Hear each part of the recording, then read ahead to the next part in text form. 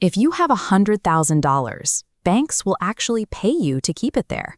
If you have $10, banks charge a maintenance fee until your balance hits zero. It costs a lot of money to be poor.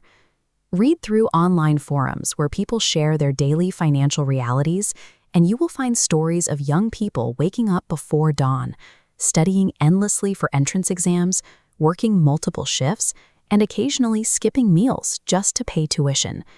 They are doing exactly what society asks of them, working hard, but their bank accounts barely move. This is the poverty trap. In ancient Indian warfare, there was a military formation called the Chakravyuha, a labyrinth designed to let enemies enter easily, but make it nearly impossible for them to escape. Poverty acts with the same systemic gravity.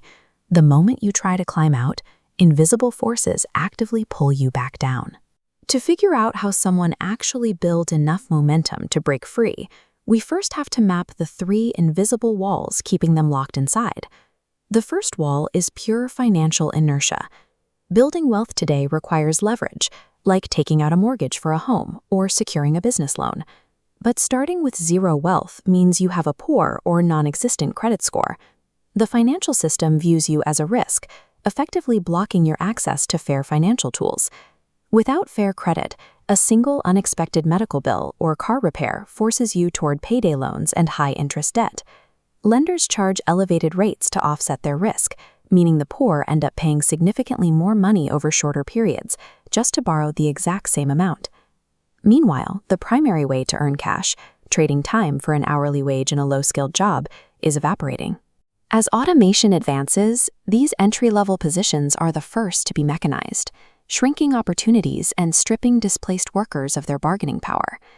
The modern financial system functions like a high-speed treadmill. If you start at the bottom, you are forced to run twice as fast just to avoid moving backward. The second wall is a matter of neurological capacity. Researchers at Harvard and Princeton found that the constant, overwhelming worry about money physically consumes a person's brain bandwidth, leaving fewer mental resources for complex decision-making. We can see this clearly in a field study of Indian sugarcane farmers. These farmers are paid once a year after their harvest. For several months, they are relatively wealthy, but in the months right before the next harvest, their resources dry up and they begin to experience severe financial stress. When researchers tested the cognitive function of the exact same farmers during these two different periods, the results were clear. During the pre-harvest phase, the financial pressure caused their scores to drop by the equivalent of 13 IQ points. That is a cognitive decline similar to losing a full night of sleep. Poverty acts as a crushing mental tax. It exhausts the brain's resources, leaving little capacity for the complex, long-term planning required to plot a course out of the maze. The third invisible wall is social segregation. In most major cities, high-income and low-income individuals live in entirely parallel, unconnected worlds. This chart measures upward mobility against economic connectedness. The upward trend reveals cross-class interaction is the strongest predictor of escaping poverty. Connecting with high-income peers unlocks hidden job networks, driving integration in successful cities like Salt Lake City and San Francisco. Escaping poverty requires breaking through these social walls. Earning a higher hourly wage is largely ineffective if you remain isolated from the networks that control upward mobility. So how do you actually break the Chakravyuha? In economics, overcoming this systemic gravity requires escape velocity, a massive, concentrated burst of resources and effort to permanently clear the trap's event horizon.